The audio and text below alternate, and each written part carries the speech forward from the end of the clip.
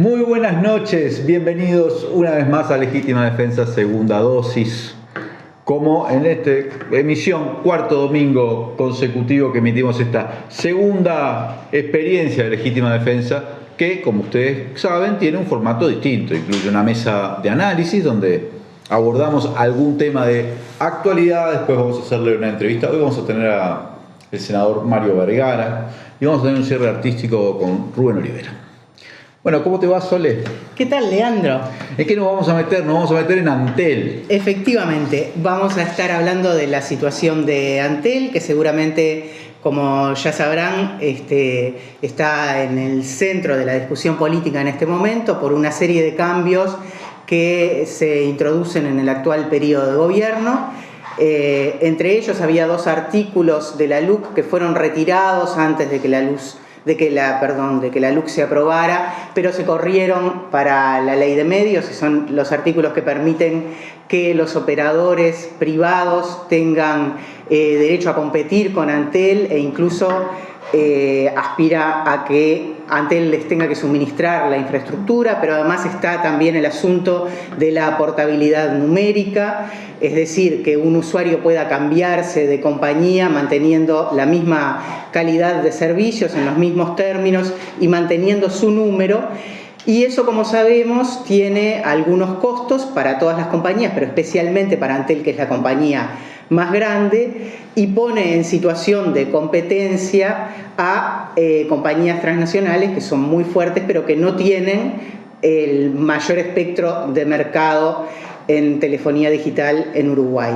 Además vamos a estar hablando de los contenidos, de Vera TV, vamos a estar hablando de lo que pasa con la auditoría, con los últimos episodios en torno a las investigaciones por el Antel Arena. En fin, vamos a tener una mesa con todos estos temas. Porque esa auditoría, esta que se conoció hace muy pocos días, el fallo de la JUTEP y todos los bemoles que tiene la auditoría, el informe que se basó en una auditoría hecha por una auditoría muy polémica, ¿sí? Que se hizo en este periodo. Nos van a explicar. Demuestra que el tema de Antel no viene solo desde este periodo de gobierno, sino que ya desde la campaña, desde hace varios años, si consideramos la construcción del Antel Arena, ha estado envuelto en una polémica que no creo que comprenda, eso lo vamos a hablar con los invitados, a la opinión de la ciudadanía, de acuerdo a las encuestas que existen sobre la imagen de la empresa pública, pero que sí ha atravesado al sistema político. Nos va a acompañar Florencia Leimonier, que es integrante de la mesa ejecutiva de SUTEL, el Sindicato Único de los Trabajadores de Antel, que ya nos ha acompañado hace poco tiempo, estuvo en Legítima Defensa junto con el presidente de SUTEL, con el Chifle Molina. Nos va a acompañar también Daniel La Rosa, es director de Antel en representación del Frente Amplio. Creo que fue la candidatura que surgió, después fue elegido director, luego de que, porque la primera candidatura era la de Nicolás Sendoya, ¿sí? Que el anterior director de URSEC, que bueno, fue muy resistida, no solo por, fue resistida por el oficialismo, pero además se armó toda aquella tramoya, el caso judicializado, que bueno, todavía no ha tenido ninguna consecuencia para Sendoya, ¿no? Y nos va a acompañar la ingeniera Silvia Nani, senadora también del Frente Amplio y suplente originalmente de Carolina Cose, la expresidenta de Antel, que luego ingeniera ella también renunció a la Cámara para ser candidata y finalmente ser elegida intendenta de la ciudad de Montevideo. Así que tenemos un programón con una mesa de análisis bien interesante, con una entrevista después con el senador Mario Vergara a propósito de la fundación de un agrupamiento político, efectivamente, que no sé si es tan nuevo en el sentido de que es el sereñismo, ya había, pero con una composición distinta y con un liderazgo distinto. Sí, es como una movida, digamos, ¿no? De actores. Bueno, y además no es que desplace, pero el sereñismo, que estaba muy centrado en la figura de Danilo Astori, ahora pasa a tener una reconfiguración otra dirección alrededor, ¿no? de Mario Vergara. Y finalmente con ese cierre artístico que le anticipamos con Rubén Olivera. Soy Leandro Grille. Soy Soledad Platero. Y así comenzamos con Legítima Defensa Segunda Dosis.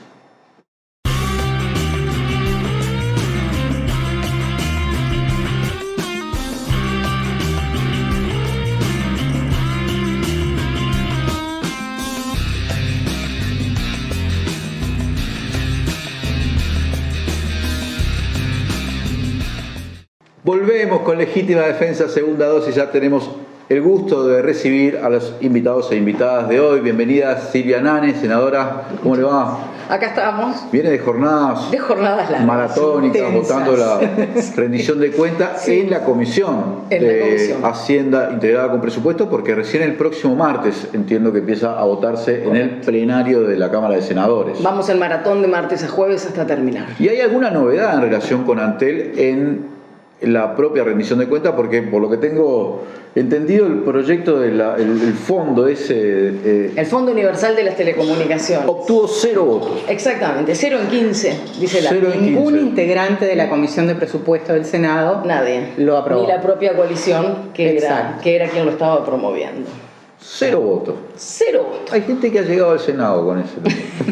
En serio, porque me acuerdo que Renato Fernández Huidobro decía que con votos llegaba cualquiera. El tema era ver si llegaba. La cosa es llegar sin votos, claro. Bueno, el Fondo Universal por ahora tiene 0 votos, no se sabe qué va a pasar cuando se reúne el pleno de la Cámara.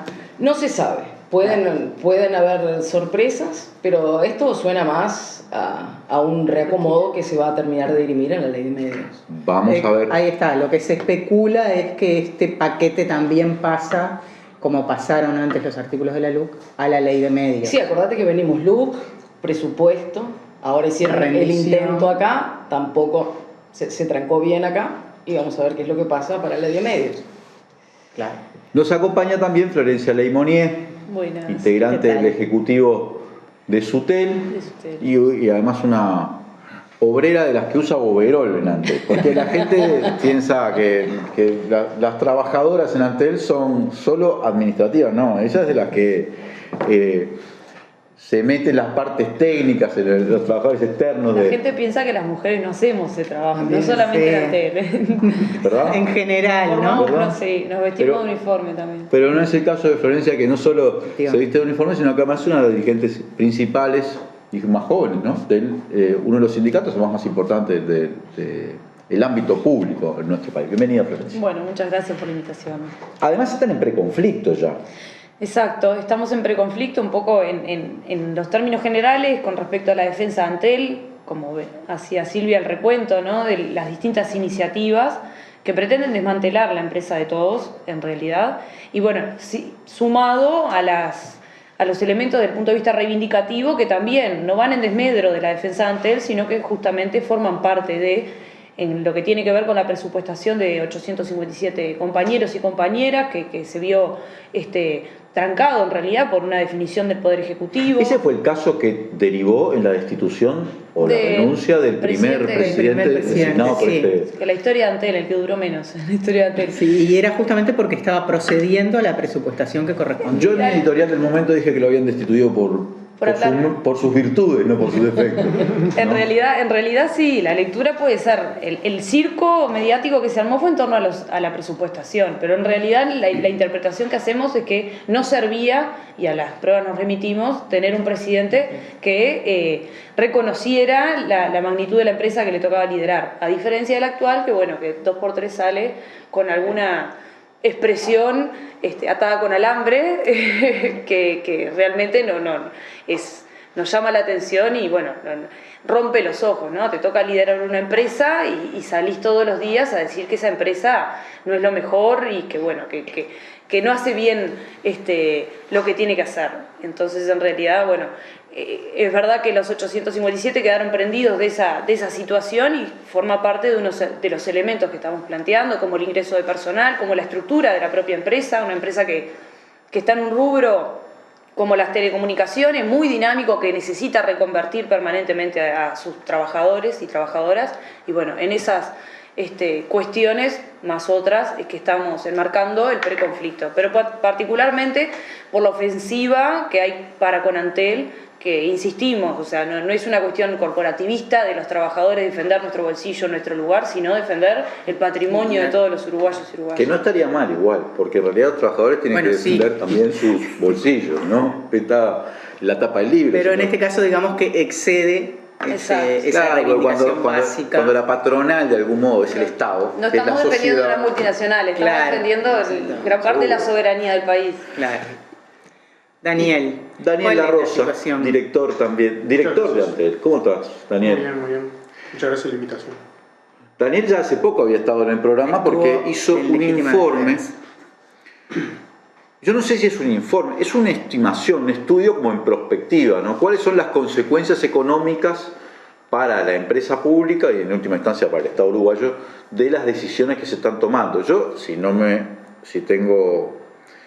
olvido o me equivoco, no tengo la memoria muy alterada, me acuerdo que hablábamos de estimaciones que iban en el torno de los 1.900 millones de dólares en la estimación más... Claro, era en 3 escenarios, ¿no? Sí.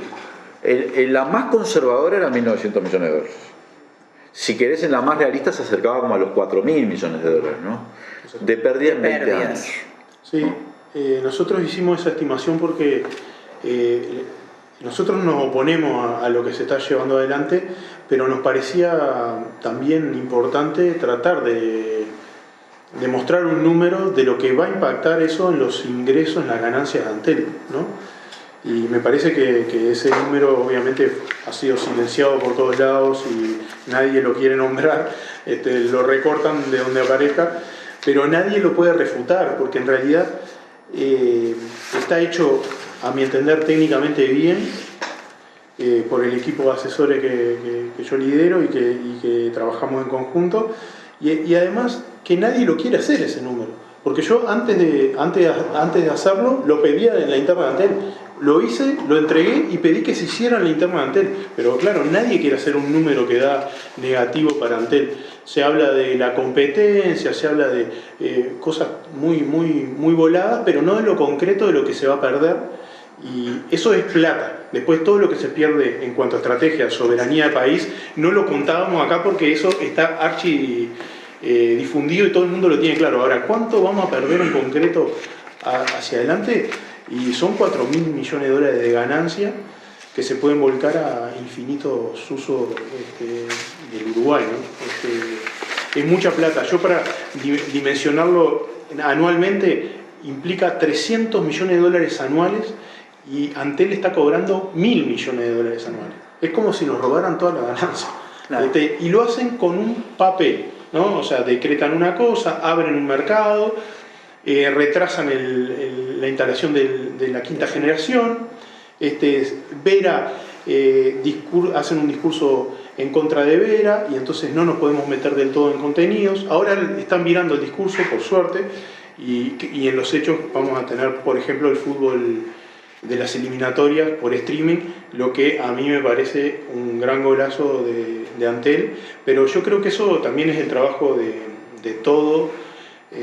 Los funcionarios que han reclamado eso, de los gerentes que están empujando eso, porque están empujando, saben que el camino viene por ahí, en parte por los contenidos, en parte por el desarrollo del 5G, en parte por el desarrollo de los servicios digitales, y entonces es medio incontenible en la interna esa presión. Un poco eso, y eso ha llevado a contratar a Tenfield y a poder pasar los partidos de Uruguay y toda la eliminatoria que resta a través de streaming por móvil y fijo de Antel. Supimos ver el Mundial por Vera TV. Sí, y lo vamos a ver porque eso está contratado desde antes. Bueno, exactamente. Esto es como una novedad para la teleaudiencia de Legítima Defensa. Vamos a poder ver el Mundial por Vera. Eso ya estaba. Veremos si eso es gratis. Una primicia. Sí, es una primicia, en principio.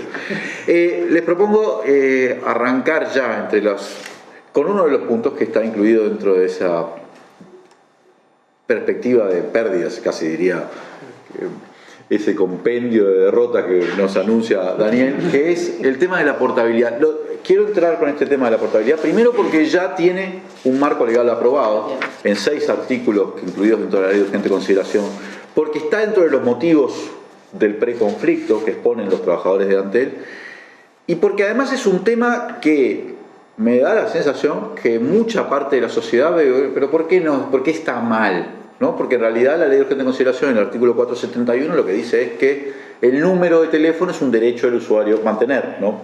La portabilidad es un derecho del usuario, y uno en realidad automáticamente pensaría, y la verdad que si yo tengo un número y si un día se me quiero cambiar de compañía, eso me genera un efecto a mí, como... Sí, eso me beneficia. Me beneficia la posibilidad de poder cambiar de compañía. Sin embargo, es una de las cosas que anticipa el equipo de Daniel La Rosa, que puede llegar a generar hasta 400 millones de dólares de pérdida, que los trabajadores están de punta con este tema. Entonces me gustaría y arrancar con esto, a ver, porque creo que la gente tiene que entender el panorama de por lo menos cuál es el punto de vista de los que se oponen a esta innovación. A ver, ¿con quién arrancamos?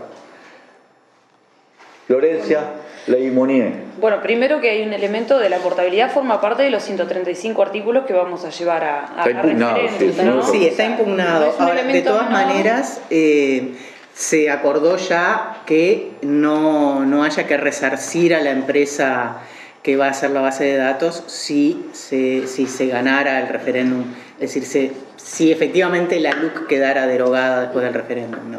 Mira, efectivamente, durante todo este año se han estado haciendo contrataciones por parte de Antel, que ya vamos en unas contrataciones de 2 millones de dólares, más esta contratación de 390.000. O sea que cuando dicen que solo gastaron 390.000, se olvidaron de la cuenta de Antel, que vamos 2 millones de dólares este año por contrataciones relacionadas con la portabilidad. ¿Qué tiene que ver con la adaptación del sistema? Tiene que ver con todas las adaptaciones que se tienen que hacer en los sistemas internos de Antel, y inversión en infraestructura, base de datos, porque hay una base de datos paralela en cada operador. Entonces, por un lado ya estamos gastando. Nosotros en cada gasto de estos reclamamos que hubiera una cláusula, porque cuando se arrancó con esto ya se sabía que se estaban juntando firmas. Reclamamos una cláusula que de alguna manera permitiera la salida. Nunca nos hicieron caso, pero era una cosa de lógica de administración básica, ¿no? No nos hicieron caso. Claro, cuando aparecen las 800.000 firmas, aparece una cláusula. Pero la cláusula salvaguarda a todo el Estado menos Antel. Y el que paga es Antel acá. Entonces, está bien, se salva todo el Estado, se salva la URSEC, el Ministerio, la GESIC, todos los que participaron se salvan, menos la que paga, porque acá, seamos claros, se hace una licitación por fuera de Antel y después se le ordena a Antel que contrate, ¿no? Antel es servicio descentralizado, debería tener la potestad de resolver lo que le parezca, pero acá le ordenan y Antel hace una compra directa. ¿Eso es legal? Y la formalizan legalmente mediante una compra directa. Compras directas que son cuestionadas en los casos que a ellos no les conviene y parece que son lo peor que hicimos. Pero cuando hay que hacer para los proyectos políticos que ellos tienen, sí, se puede hacer compra directa. Pero en el caso de las compras directas, después lo vamos a hablar, asociadas con la ejecución de la obra del Antel Arena, todas se justifican, yo qué sé, hay que ver si la justificación está bien o no. Yo no soy abogado, pero dice, bueno, el artículo 33 del TOCAF, el literal tal. No hay duda que son legales las compras directas en Antel, eso hay que aclararlo, porque está en competencia y puede hacer compra directa, y está bien que lo pueda hacer, porque si lo hace de una manera transparente, le agiliza la actividad y es la única manera que puede llegar a, de alguna manera, emparejar una competencia muy desigual en este mercado contra dos monstruos que son más de 100 veces más grandes. ¿Sabes por qué te lo pregunto? Porque si vos tenés un proyecto de portabilidad, ¿no? Esto es un razonamiento de un Lego, ¿no? Pero es así. Yo tengo una empresa que tiene la parte más grande de la torta. Antel tiene la mayor parte del mercado, ¿sí? En definitiva, los que tienen la tentación de conservar el número son, en su mayor parte, gente de Antel, por lo cual la posibilidad de mantener el número y cambiar de empresa es algo que en principio le conviene al que tiene menos usuarios, claro, ¿no? Entonces, si yo, para adaptar ese sistema en el que voy a perder, en principio arriesgo usuarios, el otro arriesga menos porque tiene menos que yo, claro, además tengo que pagar yo, Exactamente. y además me viene la orden desde afuera de qué empresa contratar, que ni siquiera sé si es una empresa que me va a favorecer a mí, eso, es como que por eso empiezo a dudar de la legalidad, porque es como toda una operatoria donde te vas a clavar un puñal y además va a ser de tal marca y además lo vas a comprar vos. Sí, la legalidad, justamente en el Tribunal de Cuentas se votó separado entre los miembros del Tribunal de Cuentas, y hay una posición que sostiene que no era legal porque de última se está entrometiendo en la autonomía que tiene Antel para decidir sus compras, ¿no? Es parte de la autonomía que tiene el directorio de designar y adjudicar, ¿no? Sí, y hay otro elemento ahí a considerar es que Antel no está haciendo inversiones para avanzar en tecnología. De hecho, estamos invirtiendo para ir para atrás. ¿Alguien se acuerda el número de alguien hoy por hoy? El problema de la portabilidad numérica ya lo resolvió WhatsApp, o Telegram, o cualquiera de las cosas que usamos cuando se cae en WhatsApp. Pero hay una cuestión de anacronismo tecnológico, ¿no? Mientras todos vamos hacia cosas que hacen que el número sea transparente, Antel invierte para ir para atrás, y como decía Leandro, yo iba a hacer ese mismo razonamiento, ¿quién puede perder usuarios? El que tiene más usuarios. Claro. Entonces, de nuevo, toda la operación. Y un punto que para mí no es menor, y no termina siendo menor en estos últimos días que hemos tenido bastantes problemas, es, estamos poniendo un administrador de base de datos externo, ¿no? ¿Por qué se necesita una base de datos para la portabilidad? Porque yo tengo que decir, este número que antes era tal, ahora es tal. Claro. Para eso se necesita una base de datos. Entonces, no estamos pudiendo cuidar las bases de datos que tenemos y vamos a poner otra base de datos, y el administrador de esa base de datos es una empresa externa, ni siquiera es el propio interesado. Entonces, que además no existía en el Uruguay, ¿no? Que además no existía. Adjudica la licitación y le dieron una prórroga de 45 días para normalizar su existencia. No era una empresa que pudiese contratar con el Estado. Entonces, hay elementos que van haciendo que este camino le sirva a todos, menos a Antel. Una vez más, ¿dónde está el beneficio de Antel? ¿Por qué Antel está invirtiendo $2.390.000? ¿Para sacar qué? Esto es un tema que veníamos ya desde la LUC, porque es un tema que se está tratando desde antes. Básicamente los privados no van a tener que invertir porque ellos los sistemas ya los tienen a nivel mundial, ya los tienen adecuados para eso. Entonces es Antel el que incurre. Además, realmente hubo una discusión muy grande en nuestro directorio cuando aprobaron esta contratación, porque no tiene ningún sentido, porque cuando se aprueba esta contratación ya están las 800.000 firmas, nadie la discute. ¿Y por qué precisás una cláusula? No, lo que precisás es esperar. Claro. Es lo que debes hacer, o sea, es la lógica de cualquier buen administrador. Lo que pasa es que ahí ya entran otros contenidos políticos. En realidad, si logran activar durante 3 meses la portabilidad numérica, va a haber 100.000 uruguayos condicionados a que se cambiaron y no sé en qué nebulosa quedo, ¿entendés? Además, la interpretación de ello es que se deroga. Y por tanto, los 100.000 van a quedar como costo para siempre para el Estado. Se incurre en un costo que podría ser, ahora podría ser lo que ya incurrió Antel, pero se va a incurrir igual por una cuestión claramente política. No tengo otra interpretación y se lo dije a ellos, ¿no? Y lamentablemente seguimos, y me acusan de violar no sé qué norma constitucional, digo, pero los que están haciendo política ustedes son parados en este... Y hay un tema estratégico, porque ¿quién puede pensar que con los avances de Antel de los últimos 10 años, inversión en tecnología de punta, en proyectos avanzados, Antel se empezó a meter en contenido, con acciones arriesgadas? Si esto hubiera sido un negocio, ¿a ustedes les parece que en los últimos 10 años no se hubiera hecho? Claro. O sea, tenemos Plan Ceibal por Antel, tenemos fibra óptica al hogar, tuvimos el Mundial en Vera TV. Si esto hubiera sido un negocio, durante los 10 años que Antel aportó a renta general es $1.000 millones. Y hay un elemento que se importa un modelo que funciona en países que no tienen una empresa pública, porque no hay que olvidarse que, claro, cuando tenemos una empresa de la categoría de Antel que compite con las multinacionales, que lidera un mercado en el que se da la competencia, como es la telefonía móvil, perdemos de vista que es una empresa pública, y eso no existe en el mundo. O sea, querer importar la portabilidad numérica como un elemento que favorece el mercado o favorece a la empresa que lidera, en realidad, partiendo de la base que es una empresa pública, es una mentira. Y después, es una contradicción que tiene, ¿no? El achique del Estado, el Estado tiene que gastar cada vez menos, y resulta que tenemos estos recursos para desembolsar en algo obsoleto que no aporta ni al Internet de las cosas, no aporta al 5G, no aporta al hogar inteligente. O sea, los negocios del futuro no pasan por la portabilidad numérica. Entonces, el elemento es, al final, desoís las 800.000 firmas, embarcás al Estado en una inversión de estas características que expone Antel en términos terribles para la competencia. O sea, es un capricho.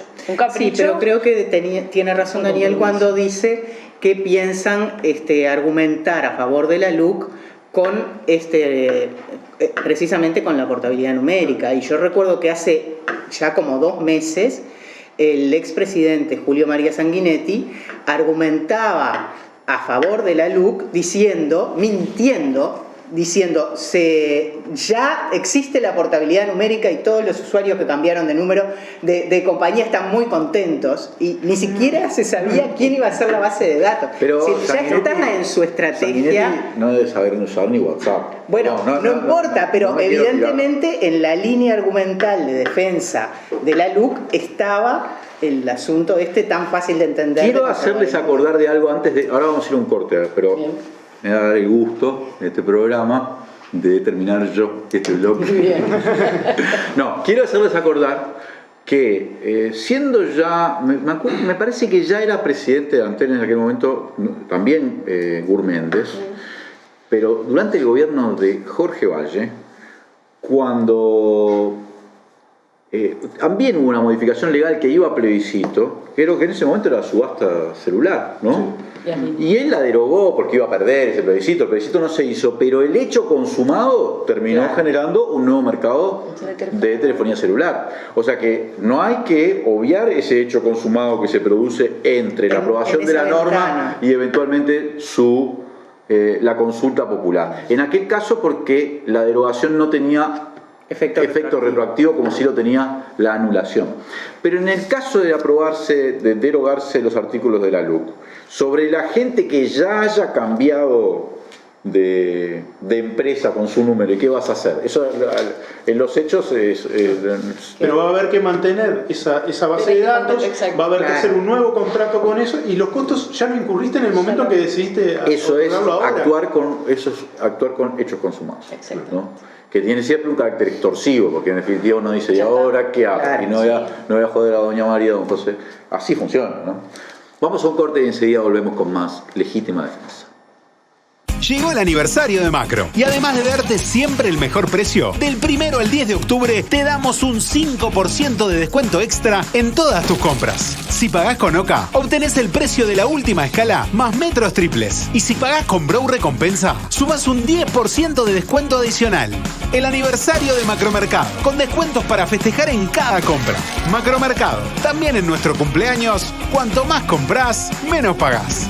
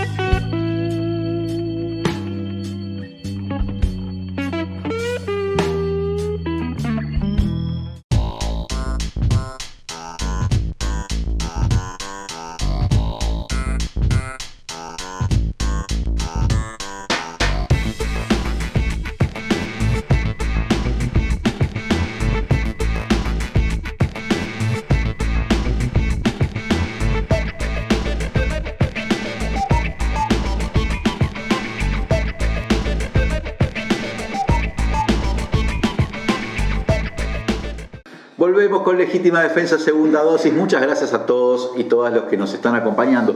Acordate que te podés hacer socio de la comunidad de Caras y Caretas en carasycaretas.com.uy/socios.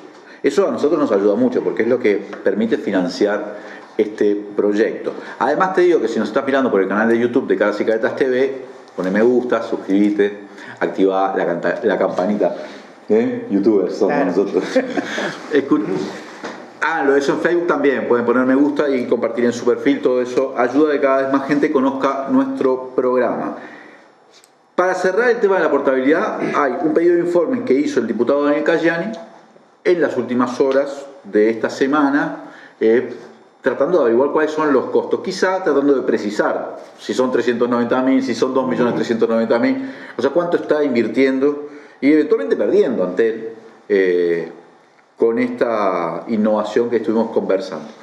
Pero vamos a meternos en otro tema que ha estado, porque para mí tiene que ver mucho con la filosofía o con no sé no sé si la filosofía es la palabra, como ella, una experta en las humanidades, no quiero incurrir y meterme en otros rubros. Pero es claro que lo que actualmente es el oficialismo, durante los 15 años que gobernó la izquierda, pero sobre todo durante los últimos años de la gestión de Antel, se concentró en decir que algunas cosas que estaba haciendo Antel, algunas de las más importantes, no eran competencia de la empresa pública. Ellos decían, no, construir una arena no es competencia, no, meterse en el mercado de contenidos no es una competencia de la empresa pública, eso no es para... son aventuras para que están por fuera de su ley orgánica o su leitmotiv. Y sin embargo, del otro lado... Me refiero a las autoridades de Antel, recuerdo claramente a Carolina Cose, pero también a otras autoridades, Tolosa, en fin, las que decían, no, mirá que el tema de los contenidos es el tema estratégico, es el tema donde las grandes telefónicas se mencionaban, además de las que están acá, AT&T, yo qué sé, ¿no? Que efectivamente tienen estadios, porque no, que el que ve la NBA, como dicen ahora, la NBA y la NBA, que de hecho Antel la había traído para ver, y después pasó para TV Ciudad, ¿no? Qué curiosidad. Ve que los estadios de básquet y eso también son así, de Telefónica. Verifone, AT&T, no quiero empezar a inventar nombres de Telefónica porque no lo sé, pero son... ustedes pueden imaginarse. Entonces yo quiero saber si este tema, pero ojo, porque es atendible el argumento. Por lo menos es atendible para una parte de la tradición. ¿Qué imagina uno, o por lo menos... ¿Qué intuye uno que hace una telefónica? Y la verdad que no intuye necesariamente que se dedica a los contenidos, que no intuye que haga streaming o que haga estadios.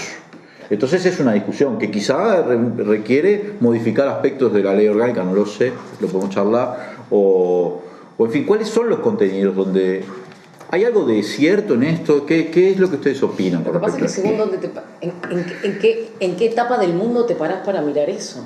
Porque en esa razón no es competencia de cuándo. ¿Cuántas veces por día ustedes levantan el teléfono fijo? Yo en casa no sé ni dónde está el teléfono fijo. El día que suene tengo que salir a buscarlo, ¿no? Entonces, el mundo de la telefonía es el mundo de las telecomunicaciones. El mundo de las telecomunicaciones es el mundo digital. Y a través del cable de fibra óptica o de la banda ancha del celular pasan datos. O sea, el negocio de las telecomunicaciones es hacer pasar la mayor cantidad de datos posible por el cable o por la banda ancha. Eso fue lo que vio Antel, eso fue lo que vio Carolina. ¿Dónde estaba la visión? ¿En seguir vendiendo servicios de telefonía fija? Seguro que no. ¿Dónde? Antel. ¿Alguien se puede imaginar que hoy Antel sería lo que es como empresa y como marca si hubiéramos seguido vendiendo telefonía fija? No. Ya se había fundido, o sea, no tiene ningún sentido. Justamente la idea de una empresa eficiente, rentable como es Antel y de punta, que estuvo inspirada además en una política de Estado que iba hacia la sociedad del conocimiento, era necesariamente ir al mundo digital. Ir al mundo digital y tomar el riesgo del mundo digital. Y tomar el mundo digital como una presencia de la soberanía. Porque ¿quién habla de una sociedad de conocimiento en el cable de fibra óptica de otro? No, las cosas se hacen por orden y se hacen... pero eso que estás diciendo, Silvia, eso que estás diciendo, ¿cuántas empresas públicas en el mundo hicieron un despliegue de fibra óptica? Antel. Solo Antel. Y eso fue incluso una inversión que tuvo su controversia también dentro del Frente Amplio, dentro de la izquierda. O sea, no hubo un consenso general, ¿no? Y hoy el mundo digital del Uruguay, el plan Ceibal y todo lo que exporta la industria de tecnología, no lo haría si no tuviese la fibra óptica, porque iba más allá, iba a un proyecto país. Sí, digamos que el escenario que se presentó cuando la pandemia y el Antes tuvo récord de facturación, exacto, récord de facturación en servicios móviles. Pero la cuestión está en qué me permite eso como país, qué modelo de país yo necesito armar y qué infraestructura necesito armar para eso. La ley de medios, todo lo que estuvo pasando, lo que conversamos hoy, ¿no? La secuencia de cosas para intentar obligar a Antel a compartir la infraestructura, ¿es porque la infraestructura no sirve? ¿Es porque es un error que Antel no tendría que estar haciendo, tener la infraestructura de fibra óptica? La fibra óptica hoy es el bien más codiciado y es un bien que nos da soberanía. Eso creo que es un factor que nosotros tenemos que empezar a poner sobre la mesa, porque no es lo mismo que los datos viajen por cualquier lado. Florencia, ¿hay sabotaje sobre la fibra óptica? No, en realidad hemos tenido distintas situaciones. sí hubo una seguidilla de vandalismo, y hurto. No, hay un vandalismo constante. La situación que se ha dado es que en su momento la red de cobre se vandalizaba y se robaba el cobre y porque éramos exportadores de cobre. Increíble, no producimos pero exportábamos cobre.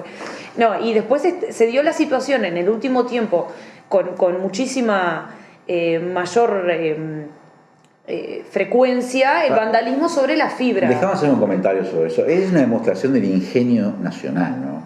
Porque hay que lograr transformar el robo de cables en una pujante industria nacional. ¿Verdad que eso es ingenioso, no? Después te sorprendés con los Pandora Papers, que en Uruguay hay un lavadero de dinero cada 200 metros, pero no, hay un ingenio ahí de utilizar, ¿no? Es inteligencia para el mal. No es poco si uno lo puede conducir y para algo. Escondida. Pero digamos que se puede entender entonces el vandalismo que apunta a robar cobre, pero ¿por qué se vandaliza la fibra óptica? Esas eran las denuncias que nosotros hacíamos sistemáticamente, ¿no? Porque el cobre tiene un valor de reventa. Claro. Bueno, es verdad que también mantenemos todavía las dos redes y que a veces buscando cobre podés, pero las situaciones que se daban desde el punto de vista técnico era se vandalizaba la fibra directamente en lugares donde no había cobre, donde se hacía sistemáticamente cada una semana, 2 semanas el mismo lugar, o sea, cualquier persona que va a robar una vez no encontró cobre, no vuelve al mismo lugar a buscar cobre, entonces se daban, o el mismo cable vandalizado en distintos tramos, o sea, habían situaciones que se venían dando sobre la fibra que no tenían explicación más que eso, sabotear la red. Y también tenemos una administración que en su momento, se daban toda esta secuencia de vandalismo y las medidas que se tomaban eran insuficientes desde el punto de vista de proteger la red, ¿no? Más allá de la cuestión del cobre, que de hecho nosotros hemos planteado, o sea, si te vandalizan buscando cobre y el cobre gran parte lo tenés en desuso, hay que retirar el cobre de la calle. Eso como aplicar la tecnología que Antel brinda al conjunto de la sociedad a su propia red, a proteger su propia red. Con respecto a la red subterránea, habían una cantidad de posibilidades, además de lo que son las denuncias y la investigación en serio de este tipo de sucesos, porque en todos los lugares hay cámara, no era que robaban en lugares donde era muy difícil, no. Se daban situaciones muy de centro, donde tenías recursos para investigar muchísimo más a fondo y bueno, eso era un poco lo que veníamos denunciando sistemáticamente, que además en una etapa de pandemia, en un momento de pandemia, un poco a veces también para ver cuál es la importancia de Antel, o sea, gracias a que tenemos una empresa pública, pudimos contener la pandemia con el vínculo educativo, con la telemedicina, con el teletrabajo. En todo el país. Entonces, es indiscutible que la inversión de la fibra óptica al hogar fue con una visión, más allá de lo que es el modelo de negocios de la telecomunicación, en cómo viene, que la fibra por sí sola no es que vale el cable, no es que sino lo que va por dentro de la fibra. Quien tiene ese recurso es como la ruta, ¿no? Quien tiene la ruta o el caño de agua es quien es el dueño después lo que puede. Bueno, eso es justamente en un momento de pandemia, el sabotaje fue sistemático, el vandalismo fue sistemático, el robo fue sistemático, y tenía un impacto muchísimo más complejo en la vida cotidiana de las personas. Volvemos a lo mismo.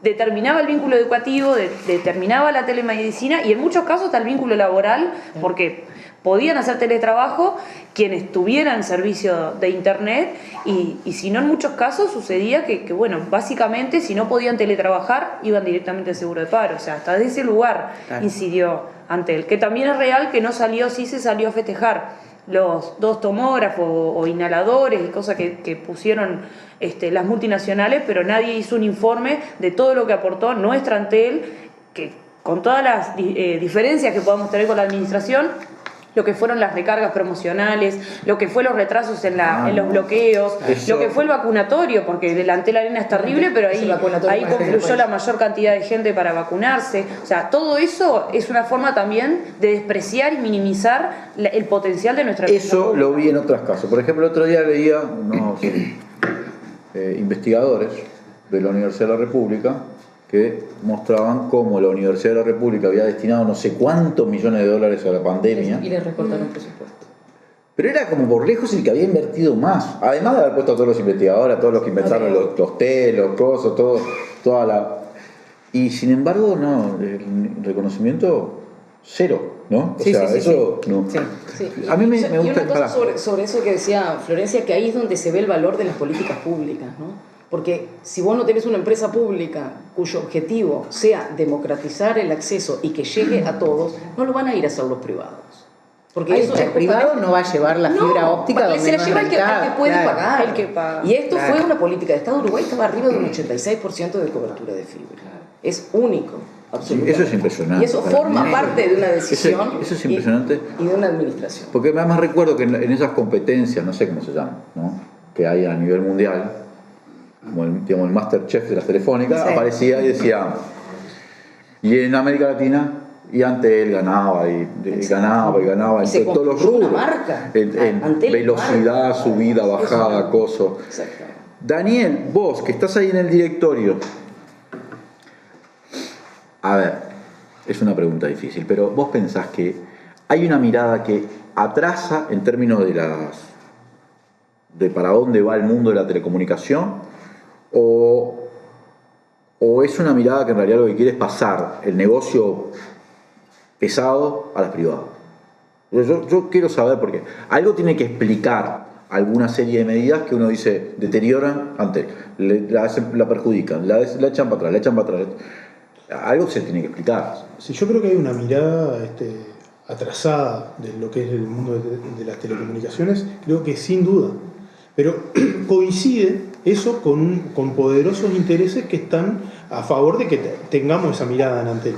Eso es como una conjunción. Mirá, tengo una mirada de la telefonía básica todavía, cuando estamos ya en etapas muy superiores, y coincide exactamente esto que hablábamos de portabilidad. Es como distraigo, le pongo el chiche para entretener a los muchachos esto con portabilidad, y mientras pasa por acá camiones de streaming, mil cosas que tenemos que dedicarnos, contenidos, servicios digitales que son los básicos. Entonces, es difícil si la pregunta es esa, pero yo veo que hay coincidencia de intereses, porque los que quieren desarrollar todos los servicios digitales y quieren entretener a Antel con la portabilidad, que tenga que estar peleando usuario por usuario con las multinacionales, y mientras las multinacionales, que eso lo hacen de taquito, nos van robando los servicios digitales, ¿no? Porque, mira, yo tengo familiares en Europa, pagan todo con el celular. Pagan todo con el celular, y nosotros acá ya podríamos pagar todo con el celular, no precisamos nunca más plata. ¿Y qué significa eso? Porque yo creo que es bastante ilustrativo. Si pagamos todo por celular, todo el PBI va a pasar por ese celular. Y yo digo, Antel se queda con el 0,001, y ahí está el negocio de Antel. Pero claro, si dejamos que el pago de celular lo haga otro y pasa por las redes de Antel, ¿para qué puse las redes? Entonces, ahí está, por ejemplo, un ejemplo claro de los servicios digitales. Así como ese ya está desarrollado a nivel mundial. ¿Por qué no lo desarrolló Antel? Tiene todo, tiene el TUAP, tiene un acuerdo con el Banco República. ¿Por qué no lo estamos promocionando? Porque, y bueno, hay intereses opuestos, hay otros que lo quieren desarrollar, hay otros intereses ya establecidos que no quieren que se desarrolle esto, pero bueno, es parte del negocio. Pero yo creo que por ahí viene el tema de los servicios digitales. Así como ese servicio, hay infinitos servicios al hogar. Infinitos servicios de identificación, por ejemplo. Los servicios de identificación actualmente se hacen mediante algún correo electrónico. No es muy seguro, ¿no? Uno puede fijar un correo electrónico, dice que es mayor de edad, en realidad son menores, todo eso. Bueno, todo eso, ¿a dónde va? Bueno, nos vamos a identificar a distancia. Hay competencia en esa identificación a distancia, pero hay que desarrollarlo. Cada trámite va a tener una identificación a distancia. Vamos a poder comprar casas a distancia. Es lo mismo que si estuvieras al lado de un escribano, o mucho mejor todavía, porque te van a chequear el iris, te van a chequear la huella dactilar y la cara. No hay manera de que te engañen en las tres cosas a la vez, o muy difícil. Entonces, va a ser todo mucho más seguro. Todos esos trámites a nivel gubernamental. Todos esos trámites. ¿Quién lo va a hacer? Y bueno, capaz que cobramos 0,01 pesos. Bueno, pero son millones de trámites. Y ahí está el negocio futuro. Esos son los servicios digitales. Yo digo, van a surgir infinitos más, porque no conocemos. Pero ahí es que están los negocios digitales, ¿no? Están los negocios digitales, por ejemplo, las vacas que tienen un chip. Vamos a poder saber si esa vaca está estresada, si tomó agua, si comió bien este día, y el canario va a poder ir y acomodar, y la vaca va a producir más, vamos a tener con menos comida, más producto, ¿no? Bueno, eso es servicio digital. Es el servicio digital del futuro que se va a dar mediante la fibra óptica, se va a dar mediante el 5G. El 5G. Entonces, ahí está el tema. Y nosotros chiveando con portabilidad. Entonces, realmente... Ahora, vamos, si en la pregunta que yo originalmente te hice, que es si eso atrasa o hay una suerte de colisión de intereses, ¿no? Bien, vos señalabas una especie de... Acá hay una coincidencia, ¿no? Sí. Si no me quiero poner como Hércules Poirot de Georges Lafemme, ¿no? Pero cuando voy al artículo 48 de la Ley de Medios, bueno, ahí esto es negro sobre blanco, porque acá en el artículo 48 de la Ley de Medios, que proviene de los aquellos artículos 268 y 269 de la LUC. Ahí directamente se está planteando algo que es el uso compartido de infraestructura, ¿no? Es algo que claramente es Antel donde está cediendo infraestructura a competidores, de algún modo. Sí. O sea, ahí no se puede decir una coincidencia. Claro, no es que Antel, no es que no se vea que ahí hay un negocio. Lo que parece haber es una intención de transferir esa capacidad de hacer negocios del Estado hacia los privados. a los privados, ¿no? ¿Y qué consecuencias tiene eso de aprobarse ese artículo? Aunque sé que es un artículo que tiene su polémica incluso dentro de la coalición, ¿no? Sí. Pero sí. ¿qué consecuencias tiene esto? Bueno, que van a obligar a Antel a compartir la infraestructura. Antel en la construcción de infraestructura, Antel invirtió unos $800 millones en infraestructura, ¿no? En infraestructura de fibra. De nuevo, con una idea de política de Estado, con una idea de construir un determinado modelo de sociedad accesible, democratizada, con el conocimiento y demás. Para eso hubo que invertir. Ahora, toda esa inversión lo quieren obligar a Antel a compartirlo con los privados. Y se basan en lo de siempre, en que es una cuestión de competencia. ¿Está bien? Pero entonces, ¿por qué no competimos para la instalación de la fibra? Porque el único que paga es Antel y los demás usan lo que Antel pagó para construir otra cosa que era diferente de su objetivo original. Y ustedes en ese análisis que hicieron, que hizo Daniel, que me parece súper adecuado y estoy completamente de acuerdo con la parte de los servicios digitales, miraron una parte del problema. O por lo menos una mirada que yo entiendo que capaz que Daniel no la puede dar de todo. Pero acá hay una intencionalidad política en lo que tiene que ver con bajarle la calidad de marca a Antel. Acá hay una clarísima intencionalidad política a uno de los buques insignia de las políticas del Frente Amplio. Acá es, si en Antel hicieron cualquier cosa, fíjense si van a volver para hacer lo mismo. Y acá hay intenciones clarísimas de afectaciones políticas, no solamente sobre el Frente Amplio, sino sobre la figura de Carolina también. Acá me parece que no podemos mirar todo como si fuera solamente una cuestión de negocio. Hay una cuestión de negocio, obviamente hay una cuestión de negocio, pero también es negocio para muchos que esas figuras políticas o que esos modelos de país no vuelvan. ¿No? Más allá de la intención, claramente Carolina Cose, actual intendenta de Montevideo, en algún momento precandidata a la presidencia de la República y una figura de las emergentes dentro de la política nacional, es una persona sumamente expuesta, por lo cual todo lo que haya hecho en su vida va a ser un motivo de una polémica. Eso está claro, pero más allá de la afectación política, que diría yo que es parte de la lucha política legítima, sí, más allá de que el uso de argumentos puede ser, ¿no? Hay una afectación patrimonial. Hay una afectación de soberanía fundamental. En realidad, básicamente entregar el negocio que es de todos a 3 o 4 familias. Pero hay una lógica, además, de afectación del prestigio o de la legitimidad social que tiene el Estado o las empresas públicas en el Uruguay, cosa que no existe en todos los países de América Latina. Es como la segunda temporada de la misma familia, ¿no? Porque en realidad no son casualidades que justamente tenemos la misma familia en el gobierno y una vez más ya nos tocó defender Antel, defender las empresas públicas. Obviamente que hay una segunda parte. Particularmente se encuentran con un Antel que es muy difícil justificar que es ineficiente en manos del Estado. Por eso nosotros planteamos... Ineficiente con estos trabajadores, ¿no? Porque siempre el discue es decir, el Estado y los sindicatos son los que transforman esto. Estigmatizando, exacto.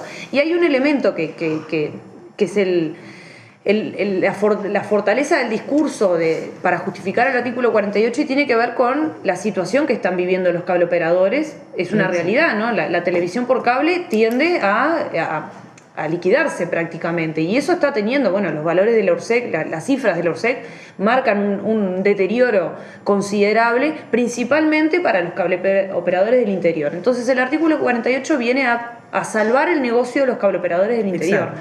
¿Cuál es el costo? El costo es el negocio que es de todos los uruguayos, porque además abrir la posibilidad de que adquieran licencias para brindar servicios de banda ancha, en realidad no es solamente para ellos, terminan capitalizándolo las empresas de los cableoperadores de Montevideo, que son los que concentran, ¿no? La mayor parte, los mismos que en realidad ni siquiera están contribuyendo para que los cableoperadores del interior no mueran, porque en definitiva en los últimos tiempos le han aumentado un 30% de los cánones a los cableoperadores del interior, o sea que en definitiva el Estado tiene que salvar el negocio privado del interior.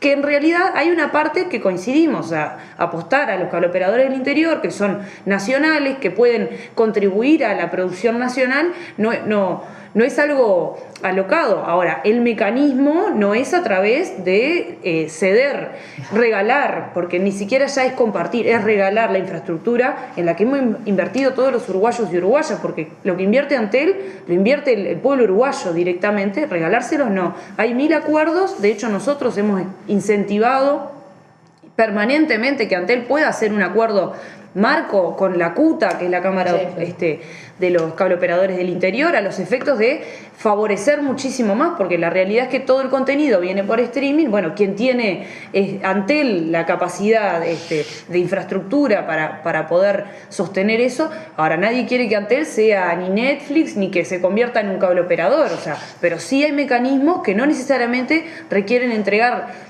la fibra de todos, sino que, bueno, generar esos acuerdos que apuesten a la industria nacional, incluso con los cableoperadores del interior. Ahora, lo que hay atrás son las 3 o 4 familias de Montevideo que quieren concentrar más todos los apéndices internacionales que también hacen su juego y bueno, el grupo Clarín anda en la vuelta, o sea, hay todo un esquema.